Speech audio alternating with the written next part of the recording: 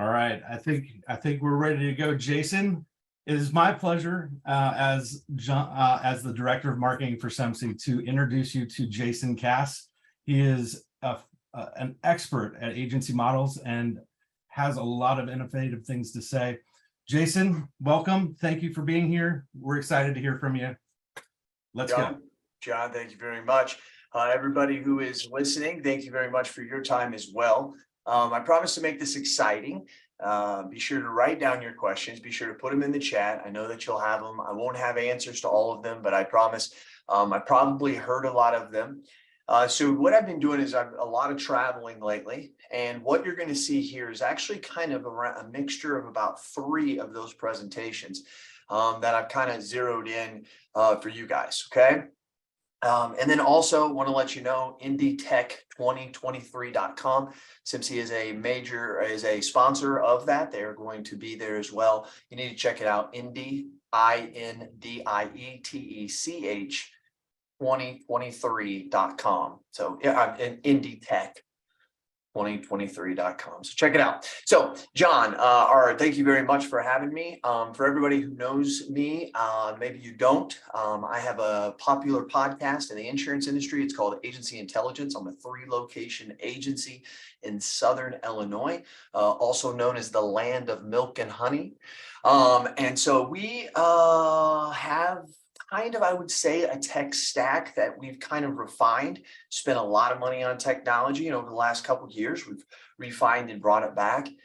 Then there's a lot of new stuff that's happening on in the world with technology, with AI, different types of things that are going on out there. I kind of want to hit a little bit on that because one of the things I'm really taking focus on is the fact that everybody has this doomsday effect and thoughts, and thinking that, this is going to be a situation where, it's not going to be as good as it, or it's going to be more bad than it is good. Let's just say that.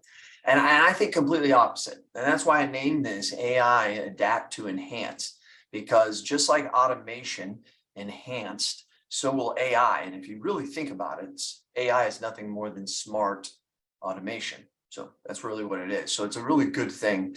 Here's the thing that I want to start with, though. Okay, so we're going to start with seeing things different real quick.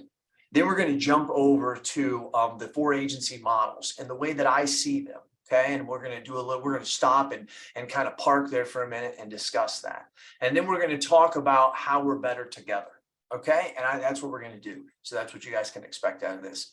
Promise. Sit back, relax, and just follow along and be open-minded. Understand that every agency is different and we do it differently than every other industry. I get that. I understand. So here is something that I want you guys to think about. In 1984, there's 2 brothers and they're watching Ringling Brothers and they're thinking to themselves, it can be so much better. Now, what they saw that no one had ever seen up to then, and maybe no one would have seen except for them, one French brother says to the other French brother, we can recreate this. And when we recreate it, we can actually create it where there are no animals. And instead of paying $10, we can charge $160. We can put this to all different types of music. We can travel the world. We can put it in Vegas. And people will come to see it dressed up, and that will be their evening. Cirque du Soleil, right? They saw it. They saw something, and if you guys know this to be true, within the last, time goes by quick, 2, 3, 4 years, whatever it's been, Ringling Brothers has went out of business, right? Think about that. Now, in another presentation I carry on this thought process to say, if this is different and like us in the insurance industry, think about this. Who's the animals? If our industry is going to change and it would change something that drastic, who's the animals? Right? That's the things that I think about. So you need to start seeing the world differently. And that's how you're going to have to start seeing your agency. You're going to see tremendous increases in things that are going to be happening in your agency. I'm working with a company right now. We have the technology in our agency where we have to enter the information one time, and it's literally think of a super copy and paste where you can get 10 quotes, bindable quotes that have been checked against the loss runs and against the eligibility requirements of the carrier to give you a bindable quote, and do many of them in under 10 minutes. Think how crazy that would be on personal lines, right? Just the little things that are out there. Now, here's what I want to talk about when I talk about these 4 agency models, okay? Before I do, I have to always explain this. You are not in one of these models. You could be in probably almost guaranteed 2, probably in 3 of these models, okay? And you may be thinking about the last model, and we can talk about that. But I just want to be clear about that, because people are like, well, Jason, I disagree with this and that. This is just a very high 30,000-foot view at some models that we have, okay? So one of the models that we have is what I call the classic model, right? This is the classic model, which is little or no AMS, really, seriously, overstaffed, high walk-in traffic, no automation, high expenses, little to no digital footprint, and increasingly older clientele. Now, talking about a couple of these, when we talk about the high expenses, an average agency out there, if you take your revenue and you take how much your payroll is, or your every dollar that you spend for an employee, it's going to be anywhere between $45 to about $65 or $65. It's going to be about 45 to 65% is what you're going to find that to be. And depending on where you are on the scale, you're going to notice, or if you haven't, and these are the things we will notice in the future. And when I say that, I mean very, very, very quickly. Those who are in the classic model versus the other end of this model are going to be in the higher 55, 60, 65% of their revenue being towards labor costs. Now think of that. Think about being on the other side at 45 or 50%. Right? That's a 15, 20% slide on $1 million. That's $200,000, right? Think about that. That's huge. That's huge. All right. Little to no more AMS. We know that I've seen this all over the place, but I hear 10, 15% of agents do not have a management system. Blows my mind. I don't even know how that's possible, but that's what they say. Okay. And many are overstaffed because when the going gets tough, their weapon of choice is to hire another CSR. That's their thought process. That's their first process and that thought process, and that's their only thought process. And hence why that 65% is obtainable for someone running this agency. Now, the second type is going to be a modern, right? This is what we kind of call a modern agency. Now, here's some things that we can generally look at. Okay, they have a great use of an AMS. The CRM is now starting to become used in this agency. And it doesn't matter if you have a ton of automations or you're just entering leads in it. That's okay. You're now starting to use that. You're starting to make progression, right? Low staff, because now we are possibly automating things. No walk-ins. Yeah, I know. Some people, Jason, that's just the way my customers do it. They wouldn't do business with me anyway. They couldn't come in for a month, for a year and a half during COVID. I told this agent the other day, and he's my buddy, and he says, man, I got this walk-in traffic. I said, that's your own fault. They couldn't come in for 18 months. You could have, I mean, we got, as agencies, we got the ultimate time to actually say we don't do this anymore. But we still get it. But no walk-in traffic, okay? Or we could say little. But we have low expenses, little automation is used, increased pay and unlimited vacation, like our agency. Our agency has unlimited vacation, unlimited paid time off. People aren't going to tell me that they're taking a day off. They're going to assign it and role play with the team to make sure that they can do it. And then the team will assist the other team in covering for them. Different types of ways that we're looking at our employees. And we're going to talk about, well, not talk about, but I'm going to mention that here in a couple of minutes when we're talking about what we need to look like for the future and the things that we need to think about. Digital footprint. We're now on social media. We're now actually starting to share things that we're doing in our agency. We're really starting to hype up our different marketing. We're looking at that differently. in some aspects. Commercial lines versus personal lines, two different types of things. And now we're starting to outsource some services, right? Their weapon of choice when the going gets tough is to add a CSR, but also do some outsourcing. Okay, when we talk about outsourcing, we talk about outsourcing as something that's very tough for us agencies to do because it's delegation. That's really truly what it is. You're taking something and you're delegating it to somebody else. But the difference is, instead of it being a licensed employee, it's probably going to be an unlicensed employee, right? Jason, just can't do that in our agency. Well, I beg to differ, because there's thousands and thousands of agencies that are doing it in rural areas and urban areas. But here's the thing that we know is, if we look at our AMS system, anywhere between 70 to 85 of the last tasks that we did in this office were done by a virtual assistant. Now, what we call a virtual employee at Virtual Intelligence. I have a VE company because the industry, in my opinion, needed another VE company because the others weren't able to do it because they're not ran by agency owners. That's another discussion for another time. But what we have noticed when it comes to this is that they're in the States, they only give us 4 or 5 things that you have to do to be licensed, like proposing coverage, accepting money on behalf of coverage, different couple things. Every state is about the same, but majority of the things, around 70% at least of the things we do in our agency, do not require a license. Think of that. Think about the savings. See, now when we start to do this, that 65% high of our labor costs starts to slowly come down now. Now it starts to come down. I don't know, I'm making this up. It's 55, 60%. Maybe, it's lower than that. Our marketing costs start to go down because now we're using social media. We're actually using communication channels that are less expensive in most cases, unless you're running ads, but they're less expensive in many cases. And you're actually engaging with people in the communication channels that they hang out in, right? Not the yellow pages, not the newspaper, not saying any of that's bad. Well, I will say the phone book, that would be terrible, or the newspaper. But, if you're writing articles, doing different types of things like that, okay?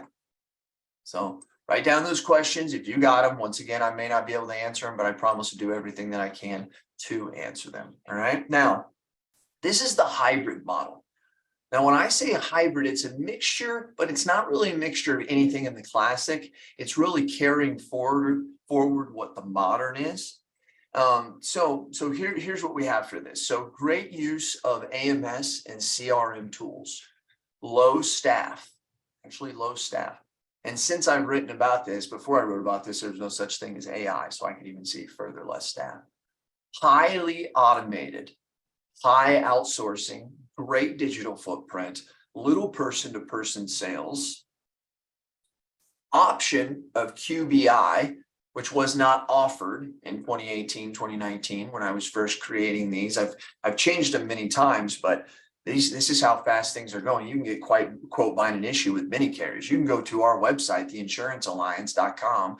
I think you can go under products and services. I think you go down to the business, you click on that, and you can put in you just click on it and it takes you to a portal where we sell over 400 classes of business in insurance. You just go there and you quote bind issue, and the company that you sell it through services it.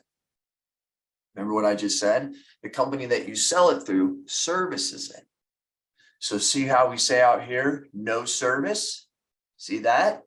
See how that starts to come through? Because well, Jason, you're giving up commission. We're giving up 1%. Sometimes we give up 2%, whatever that is. It's not being done by a service center. It's actually being done by the insurance carrier who's actually got it, not a service center.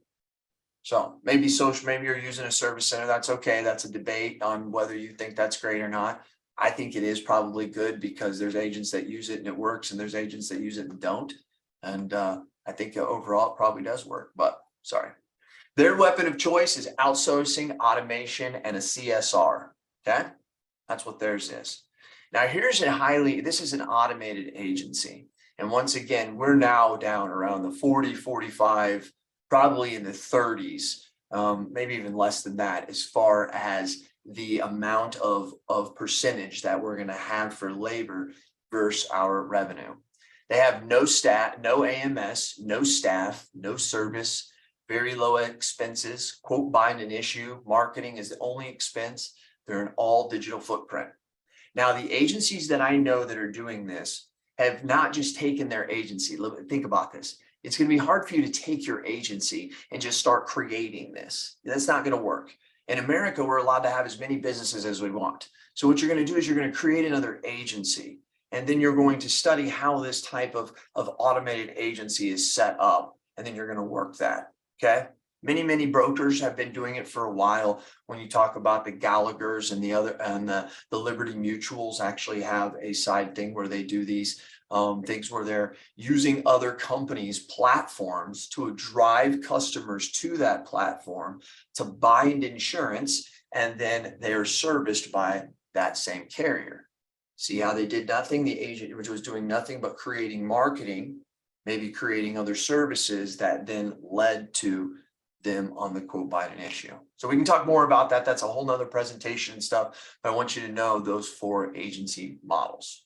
Okay, that's pretty good there. Hope you guys like that. Now, oh yeah, sorry, their weapon of choice, automation and outsourcing. Right? You can see why, because they don't really even truly need licensed people. It's pretty crazy. I mean, they do, right, because of laws, but if you can see, their options are not to hire another licensed person. So think about that. All right. Some of the things I want to talk about now as we kind of change into agency intelligence. All right. Now, here's a crazy thing. I looked up the word agency intelligence. Agency intelligence is a company I own, but I created the company based off what you're reading there below, because what it's basically just saying is, you can read it. Agency intelligence is a technology-driven practice where for utilizing data, people, and process that allows insurance professionals to create customer experience. Here it is. This is the key. And anticipates customers' expectations. That is key. Okay. So where we're going in the future and where we're going literally right now is we have to be able to, Wayne Gretzky said it best. He said, you cannot go to where the puck is. You need to go to where the puck is going, right? You've probably heard that before. That is what we have to do. And we have to create it by utilizing data. Data is one of the main things that is going to drive this thing, because the 3 agency pillars, with the first one being data, happens to be that we have to be able to use that data in an organized fashion, right? And so people would say, okay, Jason, what does my data need to look like? What's it need to be in my agency? We're not talking about categorical data, okay? 2 different types, many different types, but the 2 types we're talking about, not categorical data, which is what we've collected our whole life. That would be a phone number, that would be an address, that would be social security numbers, whatever that would be, right? So we've collected that, and we have tons of that, which is still good data. But the data that we're going to start seeing, and we're seeing it very, very quickly now, happens to be the data that is behavioral, okay? The behavioral data, not the phone number, but when did you get the phone number? How did you get the phone number? At what time did you get the phone number? Who gave you the phone number? And what source did they give it to you? An email and text? These are the different types of things that allow us to be able to have insights to our customers are. Having insights to our customers allows us to be able to see it in a very holistic approach. Like, imagine this, if some of you are on here, there's a company called Donna, and they have a program that measures this behavioral data. And what this behavioral data allows you to do is for your team, just not to focus on reshopping everybody based on something going up 5, 10, 15%. No, what it allows you to do is be able to have behavioral data built in, searching the web, comparing that type of a customer versus the other type of customers that are in other types of agencies that they've seen of the 60 million transactions that Donna has seen, and can compare that against it. Now you can start getting real insights to who you should be working on, who you shouldn't be working on, who you should be trying to upsell, because the computer says if you offer them this type of coverage, then they're going to be more likely to stay. Why? Because their friends have it, right? That's different.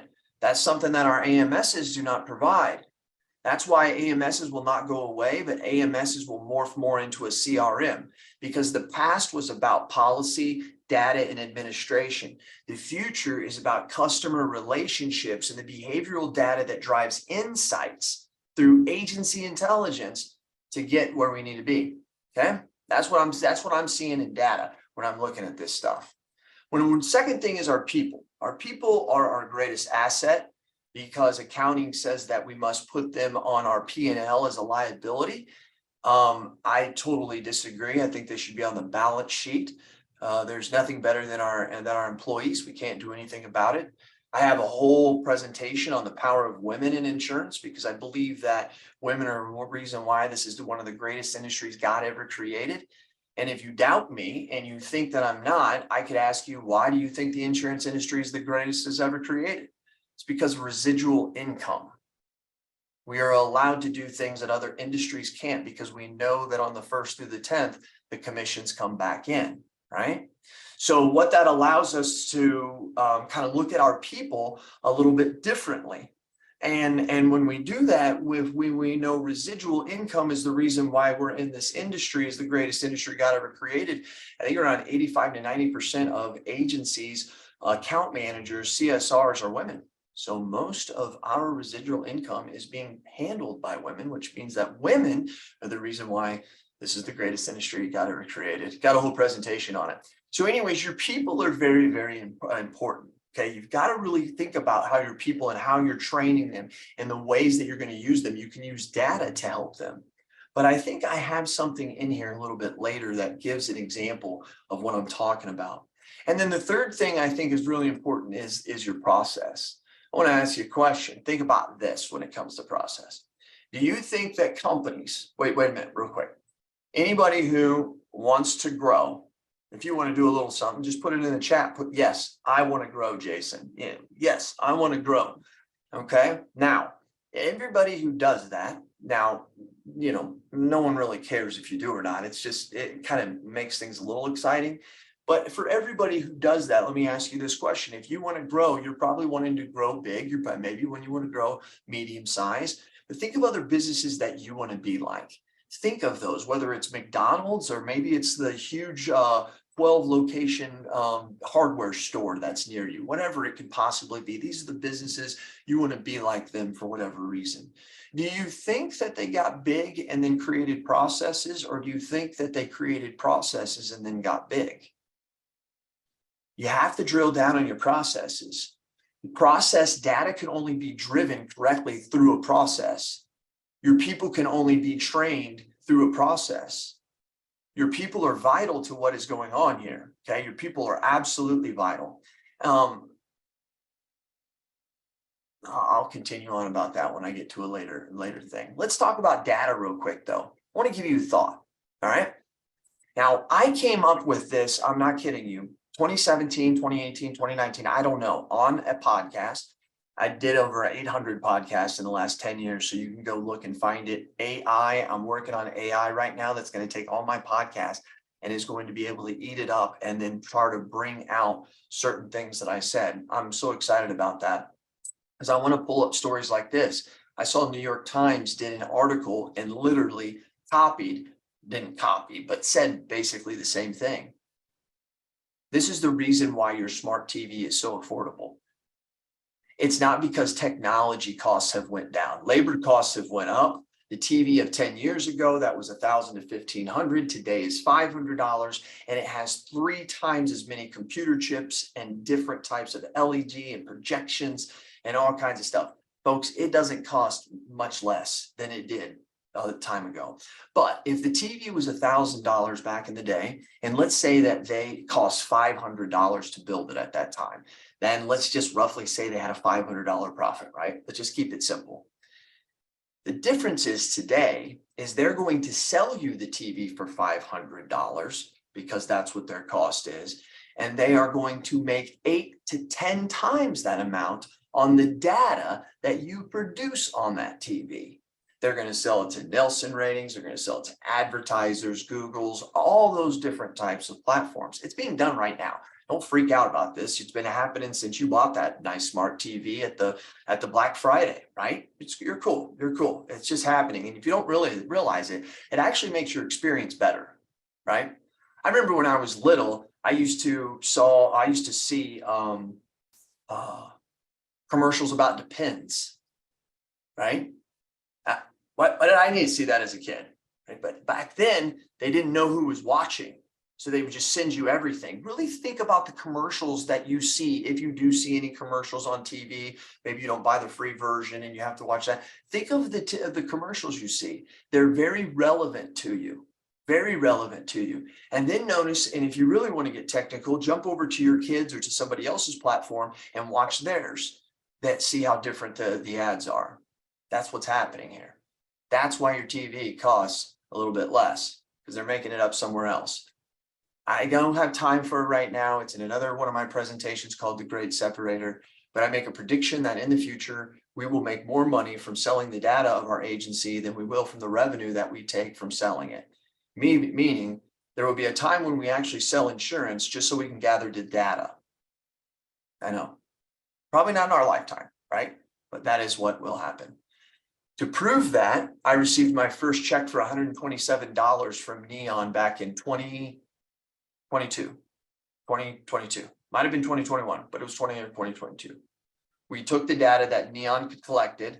We had sold it, basically shared it. It's not sold. I don't want people to freak out, but it was sold anonymously, and we were paid by a carrier for those insights. And then we as agents were paid. So it's already happened. It's already happened. All right. If you need, I know Seth Zaremba, you can call him and you can ask him. He's the one who cut the checks, because that's what he said he was going to do. If you're trying to bring the clients scratched out employees of today into the agency of yesterday, you will have no tomorrow. That's something that I thought about a long time ago when I was trying to hire. If you try to bring the employees of today into the agency of yesterday, you will have no tomorrow. The reason I say this is I just want to state this. I just got back from Vertifor Accelerate, their great event that they had. And I talked to so many agents about their employees and how they were having such a hard time hiring. But yet there were so many agencies that I would meet and they were talking about their growth, 25, 30%. And I would say to them, hey, how's your hiring going? And they're like, oh, it's going fine. We're hiring like crazy. Gave me a lot of insight, and it should you too. It should give you a lot of insight into, do people really want to work at your place? Right? Are people having to answer an ad, or are people in your agency saying, hey man, you should come join us? Right? Those are the things you got to think about. You got to think about how you're going to craft that. And how you're going to craft that is you're going to realize that what we do is better together. And so this is what we're going to talk about. I want to just really kind of drive into your brain about the fact that AI and the technology that we're going should be embraced because it enhances, and it's the future and it's here. So you might as well deal with it.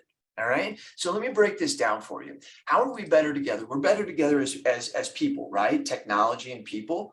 But Mother Teresa said, I can do things that you can't, and you can do things I can't, but together we can do great things. I believe as partnerships, we're better together, right? I believe that me and Travis became partners. One of the things that he said we did, or actually I did most of it, is I called other agents and that I respected in the industry at the time and said, hey, should I get a partner? And almost every one of them said no. You know, I think we're better together. Travis and I have an unbelievable partnership. We fill each other's voids. Who are the 5 people that you hang around with? Because we're better together, right? We're better together when we share, when we go to these events. If you don't go to events, you're missing out. If you go to your state local event or your national, or I'm sorry, like your associations, still keep going to those. Those are great. All your Big I, PIA, you should be going to all of those, especially in your state. You should be supporting it, the education, young agent programs, all that stuff. Okay, all of that. But at the same time, there are national events that are going on with people who are actually changing the industry. Keep in mind that most conferences are built in your state around continuing education that's mandated by the Department of Insurance. So it's very gray, or it's very black and white, it's boring, and it really doesn't benefit you as an agency owner. So you need to step outside of your cocoon, and you need to actually take a commitment to going to some of these things and sharing with people, sitting down, having coffee with people. What are you doing in your agency? What's the automations? You came here because you're interested in this stuff. Come to these events live and get 2 and 3 days of it, right? Because we're better together. And you're going to get to see people like these people who've changed my life, who've made my life better and shown me that there's definitely a better way. And if you want to see these people, you might see them at your state convention, but you're going to see them at the national conventions. We're from agents all over the world, or all over America, some from the world, because a lot come out of Canada. So if you don't, and you're like, hey, Jason, I just don't have time, I can't, whatever it could possibly, I get it. I brought together all these podcasts for you, the top 12, not all the top 12, but top 5 of this 12, gosh, I had trouble getting that out, are some of the top podcasts in the insurance industry. And there's over 400, seriously, 400 in just the insurance industry. So be sure to check that out. That's where you can learn, right? But here's what I really want you to think about. What about technology and people? So if we're better together us, if we're better together for our relationships that we have with our family and our friends, if we're better together because of the partnerships that we have, right? Why would we be any different in being better together with technology? Why would we say that? I mean, look, why would we say that? Because of Hollywood. Because of Hollywood. It's really true. How I know that it's Hollywood is if you go and you look at Asian cultures, a lot of Asian cultures we know like robots, right? They've always liked robots and electronics and stuff. You guys know what I mean by that, as a general sense. That's because in a few of their religions over there, they think that things that are electronic have a soul. So while we in America and in the Western world think it is doomsday for AI, this is the second coming of Jesus Christ to people in Asia. Two different ways of looking at things, just one big body of water in between us, right? So we can't look at it that way. We have to look at it as it's enhanced. And let me give you an example. So in 1997, Deep Blue, which was kind of like what you would think of as Watson, it was one of the first, was able to beat a master chess player for the first time ever. And Watson, which is Deep Blue, won nearly every time after that until 2008, when a human and a computer could beat Deep Blue by itself. Proof right there, right? Computer could beat the human, but the human and the computer could not, or could beat the computer every time. Yeah. Think of that. There's a little insight there. We're better together, yes, because humans and computers are the best mixture, not one or the other. I want to look at my time to make sure that I have enough, because I really want to make sure that I drill this down. I was meeting with a guy by the name of Daniel Burris, and if you look him up, he wrote a couple books, one of them being Flashpoint in the 90s. And if you read it and he talks about the world we're living in right now, it's unbelievably correct. He's very right on. I mean, 90% of what he's saying. And he looks at it by hard trends and soft trends. He's a futurist. I encourage you to look at him. I met him through the grapevine, through a friend, and I've really gotten a great relationship with him. He is the special counsel for the Joint Chiefs of Staff for the United States military. Okay, this is this guy. And he's telling me about a time that they're at the White House and they're having a meal. And they're being told that Watson is going to make this meal. And in less than 1 second, Watson had read 25 million cookbooks, had read everything that had to do with taste and smell, and had created and prepared this meal, and actually had prepared over 1 million of them. And they selected one and were able to make the meal with Watson's help. And he said, not only was it just unbelievable to know that, but the meal was incredible. And very rarely would you have ever had these different mixtures of all these different tastes, spices, and smell. He said it was phenomenal. And as he's telling me this, I had Daniel Burris on my podcast twice. I believe he's telling me this in the first podcast. So if you go to the podcast and you search Burris, Burris, there will probably be 2 that pops up. I think it's the first one, or the one that would be in the oldest. And when I hear him say this, I'm instantly thinking to myself, wow. Mom said there's nothing new under the sun, but yet this thing's making meals that have never been made before, right? Using the power of all this knowledge that no one human could ever put together in their entire life. I thought to myself, wait a minute, they're going to start making actual music. And if you've actually started looking out there, Spotify had to remove, I think it was Jay-Z or it was some artist that had a new album put up there by someone who had taken the artist's lyrics, put them into ChatGPT, recreated new music, took the sound from using AI of what the band used to sound like, put it on top of that, and now has new albums. I know for a fact it's been done with Nirvana and the Beatles. Yeah, crazy, right? And I started thinking to myself, I'm like, man, it's going to make a lot of things. It's even going to make art. And then I happened to see this guy by the name of Jason Allen, and a video game designer in Pueblo, Colorado, had spent 80 hours working on his entry in the Colorado State Fair's digital art. And he won. You probably heard about this. And it caused a huge uproar. If maybe you're in the Colorado area, you probably definitely did. It caused a huge uproar because the artists were like, this is ridiculous, da da da da da da da. Here's the thing I want you to zero in on. This is the good news. Look at how many hours it took them. 80 hours. If you really go and you start studying how long it takes somebody to make a painting, how long it takes them to make a drawing. And I'll give you even truths. There's so many people on here, you know this, on TikTok, there's a guy on there who has pencil and charcoal drawings, and he draws them of people. And they're so phenomenal. I've never in my life ever seen anything. And you've probably seen it if you know what I mean. And in this, he says how many hours he does it. And he'll always say like 40 hours or 60 hours, 55 hours. This guy took 80 hours to do this. Now, why is that good news? Because we have this thought that all of a sudden AI is going to start taking over these jobs. Listen, that's not true. I would say, yes, it's going to thin them, but think in the terms of an artist. Think of the terms of someone who makes video or blogs, the things that are right now are being, that AI can do. You really think about the AI still needs someone to prompt it.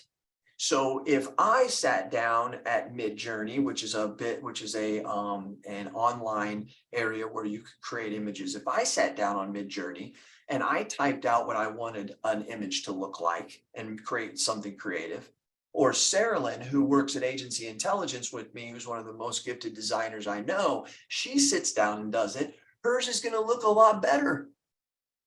So she's still needed because she's creative. But here's the difference. We used to be a society, and we just changed it the last couple months, folks.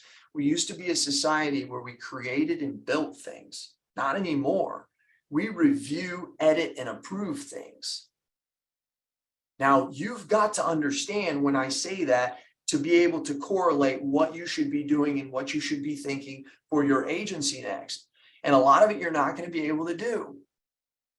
This is the reason why ChatGPT is unbelievable. Okay, now I want to kind of back up a little bit when we're talking about ChatGPT, because this actual slide is in the wrong thing, because this is kind of ends what I was just saying a minute ago.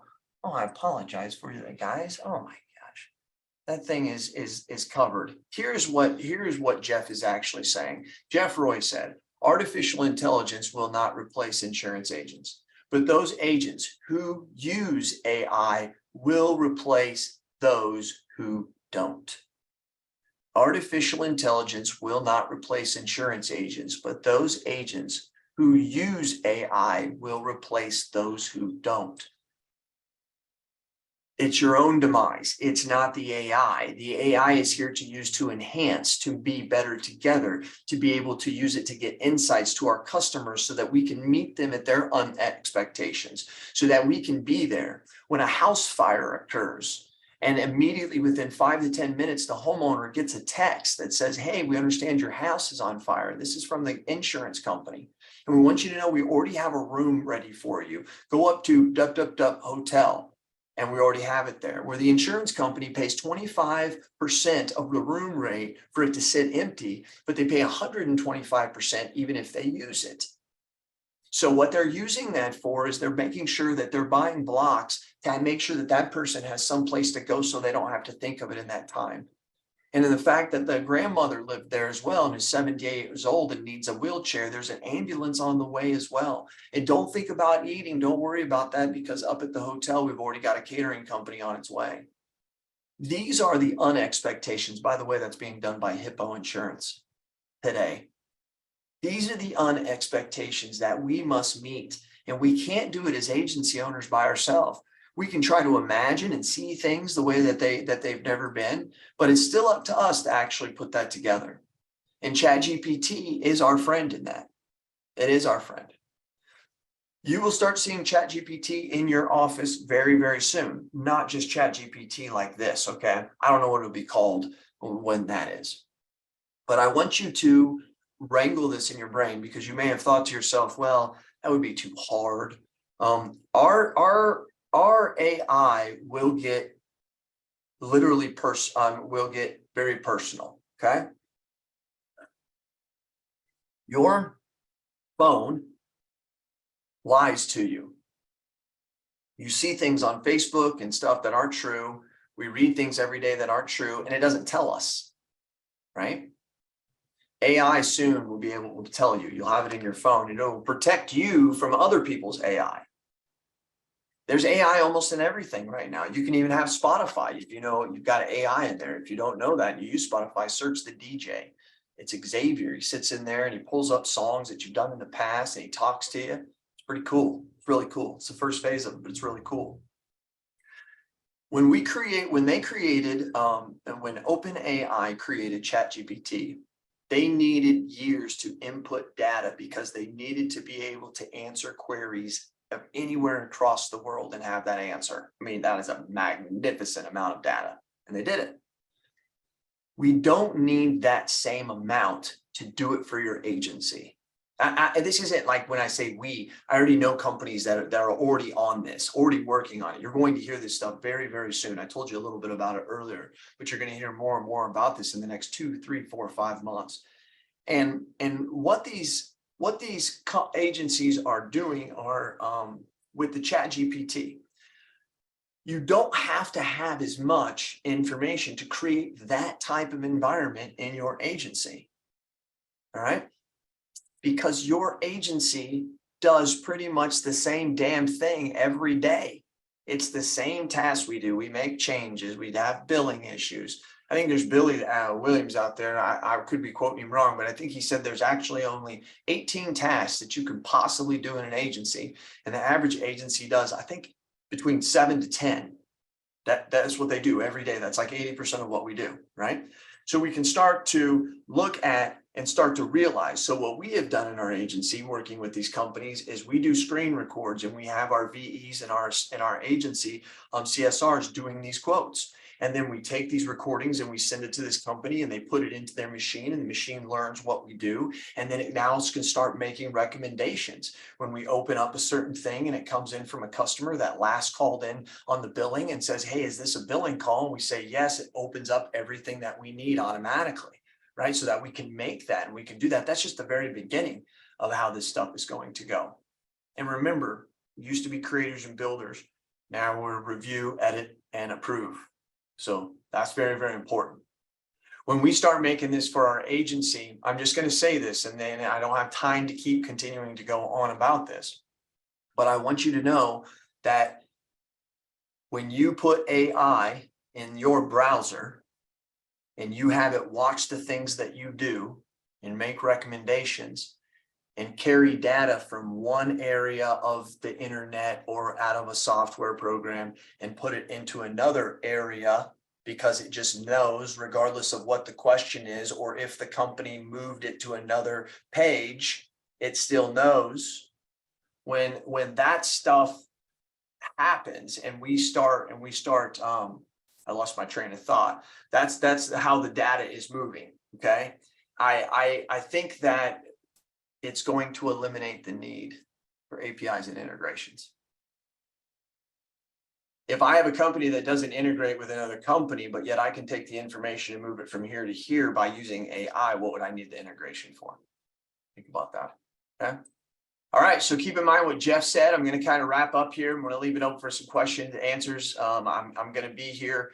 But what I wanted you to know is indie tech. There's a lot of technology that's out there. Now, here's what's important to me. Okay. And the reason why I bring this up is not a promotion just for me. It's a promotion for you and for our industry. And I mean that. I have no tech company. I have no dog in the fight. But what I am is I'm an independent insurance agent, and I believe in it. And I believe that we as independent agents have gotten thrown into insurtech. We're not insurtech, we're indie tech. Think of the technology that you use in your agency right now. Think of it, just think of it. Take your technology stack. It's probably made for you, probably made for me. It's made for independent insurance agents. It's not made for Allstate. It's not made for the insurance company. It's not made for the consumer. It's made for you and me. So it's indie tech. So all indie tech is insurtech, but not all insurtech is indie tech. And what we need to start doing is recognize that 163 businesses that I have put in an offer out to, that are tech companies that are coming to this thing for you to come and see. 163 of them, and I know less than 40 of them, and I know a lot of tech companies. The tech that's out there is just mind blowing. I promise you.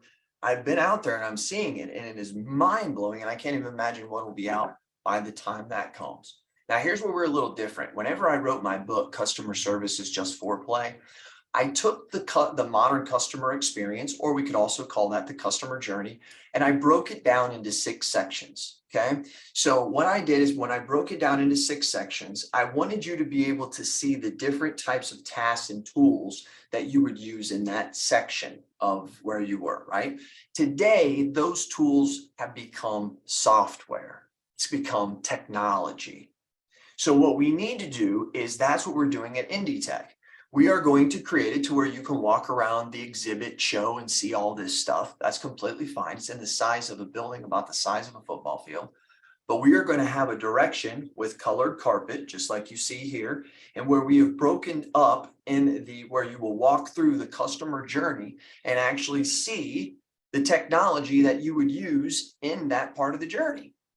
That's what we created for you guys, so that you guys being able to see it. WonderWrite is something that we use a lot. People say, Jason, where do you use that and how do you use that?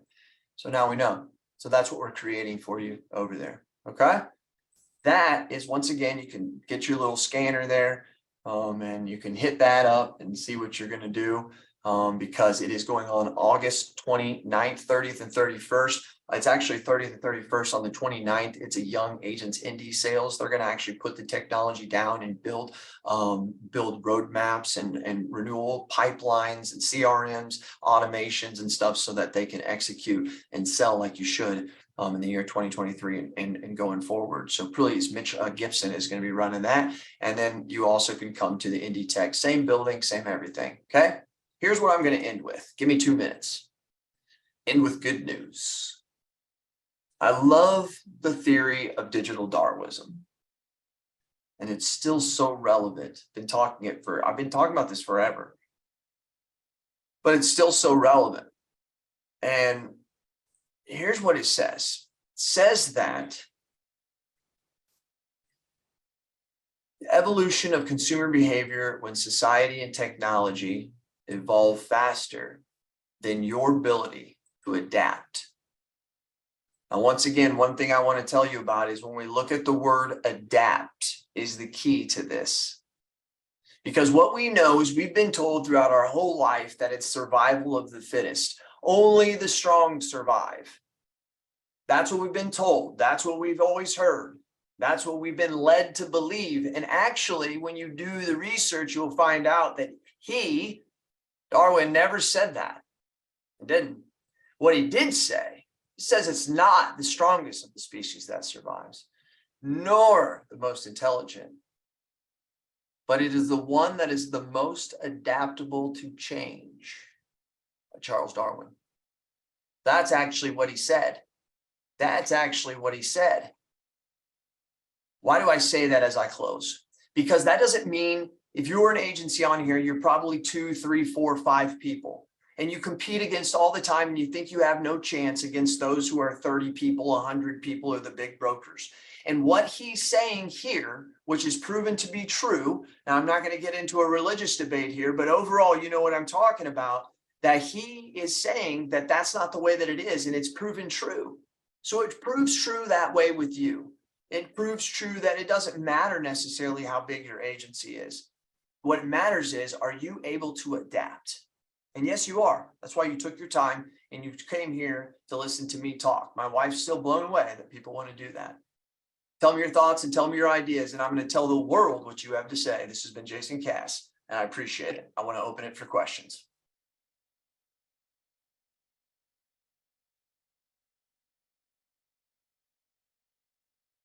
So Jason, thank you. That was super informative. One of the first questions that we got was, is the story of the death of an insurance salesperson? At the beginning, you were talking about how AI is going to change that and what's going on with that. So is that the actual story of the death of an insurance salesperson? No. There will be no death of the insurance salesperson. There will be none of that. There will be a thinning of the account managers.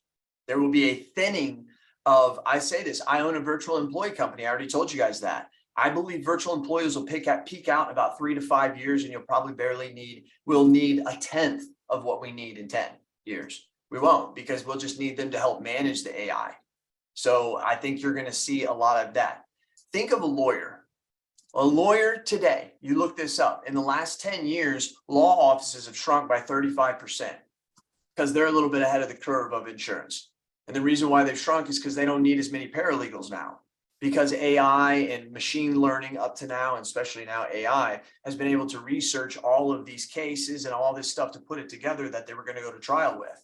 So it's being done far less. So we're going to start to see those same things. So it's going to enhance us. If you really think about it, ChatGPT does that right now. It's like basically having the best 100 marketers out there at your disposal, and you just start giving them things that you want written about. That's why the most important thing with ChatGPT and any AI going forward is going to be prompting. It's smart, but you have to prompt it. You have to tell it what it needs. And that's how it gets going. So I don't think there will be a death of the salesman. Awesome. Another question that came in, if an automated agency has no staff, how is 30% of the revenue of that agency labor?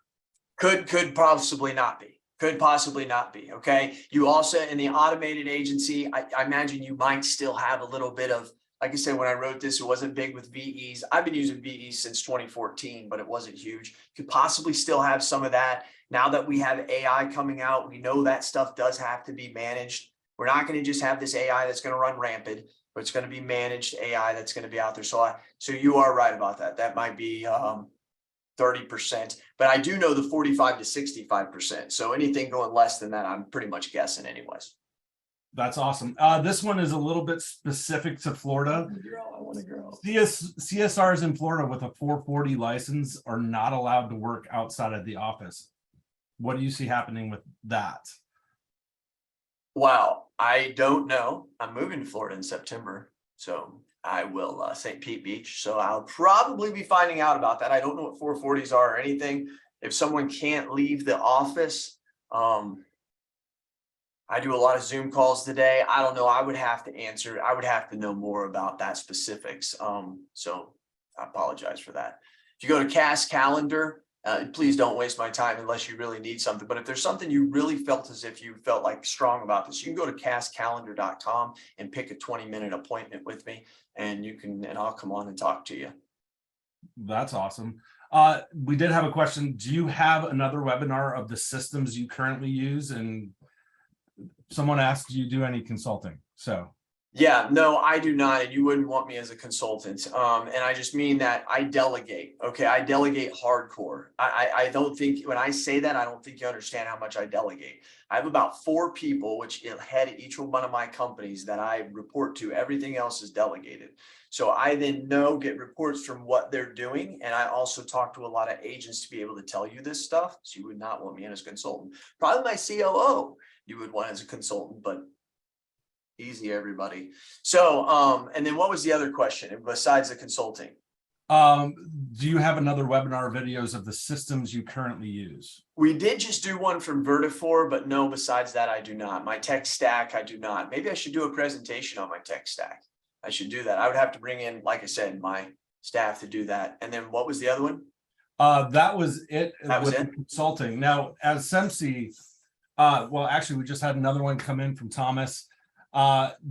Yes, we recorded this presentation. We are going to post this on semsee.com. You can also watch it on demand using the registration link that you were given. So you just go in, you should be able to not register again, but it just verifies that you registered for it ahead of time. You should be able to watch this presentation in its entirety using that link from Zoom. And yes, people said, yes, please do a presentation on your tech stack. That's really interesting. Okay. My background was I used to run marketing operations for IBM's global commerce division, and tech stacks are super important, and especially how they talk together. And I think it's brilliant that we're now talking about this, and it's really exciting because insurance tended to be a little bit of a laggard in the tech space because we are conservative, we are risk mitigators, and the adoption of insurance or the technology insurance seems to be about 10 years behind other tech companies, but we are quickly It is moving traction fast. and it's amazing what you can do with that. Now, as Semsee is, we do small commercial insurance. We're a comparative rater, and so at that point, we like to go out and go, hey, let's let you put in all of that information for that one application and get multiple quotes.